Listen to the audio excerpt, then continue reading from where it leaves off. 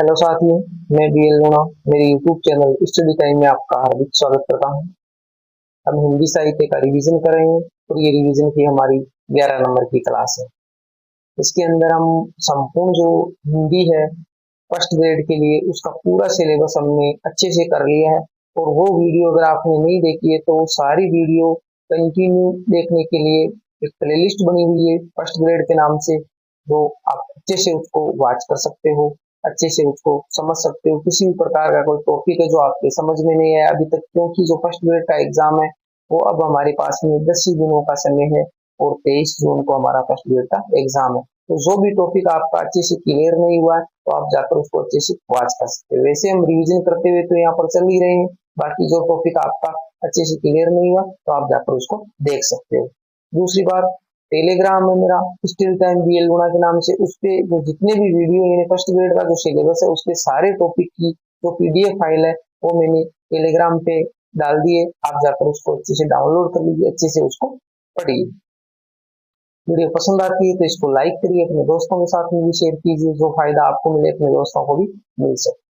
बिना समय गंवाए हम शुरुआत करते हैं आज के पहले क्वेश्चन की। तो हमारा जो 11 नंबर है उस क्लास का पहला क्वेश्चन है, अखबार में संपादकीय कौन लिखता है। यानी जो आपका अखबार होता है, अखबार के बीच में एक पृष्ठ आता है अकेला, जिसको संपादकीय पृष्ठ बोला जाता है।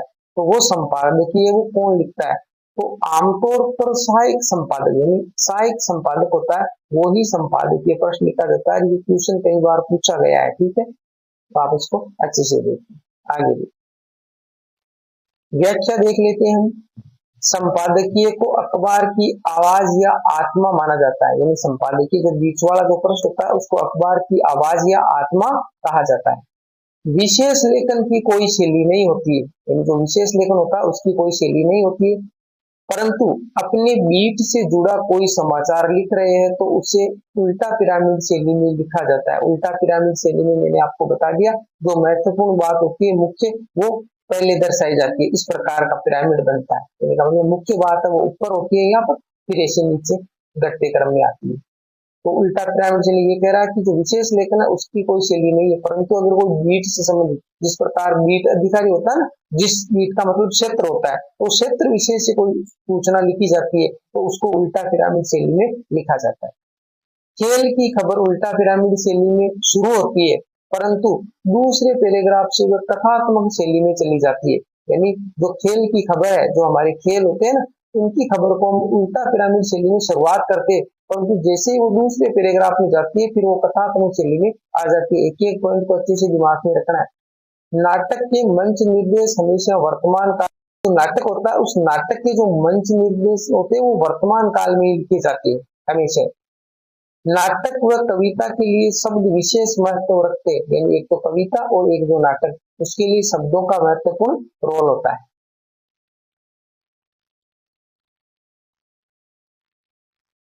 बात करते हैं हम 2 नंबर क्वेश्चन की। रस की उत्पत्ति कराने वाले तत्व क्या कहलाते हैं? तो रस की उत्पत्ति कराने वाले जो तत्व है वो विभाव कहलाते हैं। मैंने आपको रस वाला जो टॉपिक पढ़ाया तो वहां पर अच्छे से उसको समझाया। फिर भी हम व्याख्या देख लेते हैं।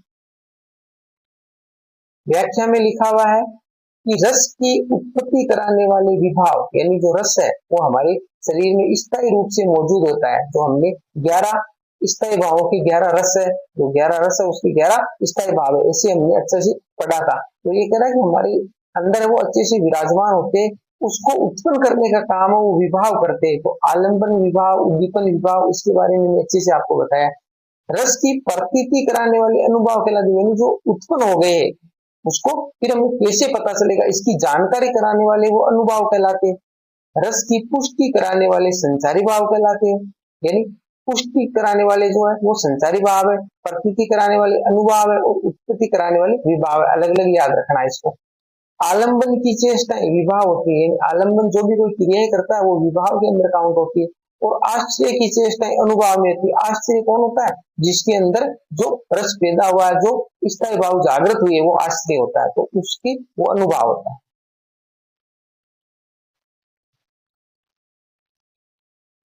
प्रश्न नंबर हमारा 3 है, पृथ्वीराज रासो के रचनाकार है। तो सभी को पता है चंद्रवरदाई, पृथ्वीराज रासो उसके रचनाकार कौन है? चंद्रवरदाई है। व्याख्या में देखते हैं हम, व्याख्या में दे रखा विश्वदेव रासो उसके रचनाकार नरपति नाल है, परमाल रासो उसके जगनिक है, हमीद रासो उसके सारंगधर है, हुमायूं रासो उसके दलपत विजय और विजयपाल रासो उसके नल सिंह है। इन सभी को आप अच्छे से याद कर लीजिए, मोस्ट है ये, ठीक है। आगे देखो, बुद्धि रासो है उसके जलहन है और कुमार पाल रासो उसके देवप्रभ है। बात करते हैं क्वेश्चन नंबर 4 की। चंद्रवरदाई का जन्म कब हुआ था? जो हमारे पृथ्वीराज रासो के लेखक है उसका जन्म कब हुआ था? तो 1168 ईस्वी में आचार्य रामचंद्र शुक्ल के अनुसार है। तो व्याख्या देखिए, इनका जन्म लाहौर में हुआ था। चंद्रवरदाई का जन्म वो कहाँ हुआ था? लाहौर में। उनकी जाति भाट थी, यानी भाट जाति थी। कहीं पर भी भट्ट भी लिखा हुआ होता है, ठीक है, तो दोनों को ध्यान में रखना है। गोत्र इसका वो जकात था।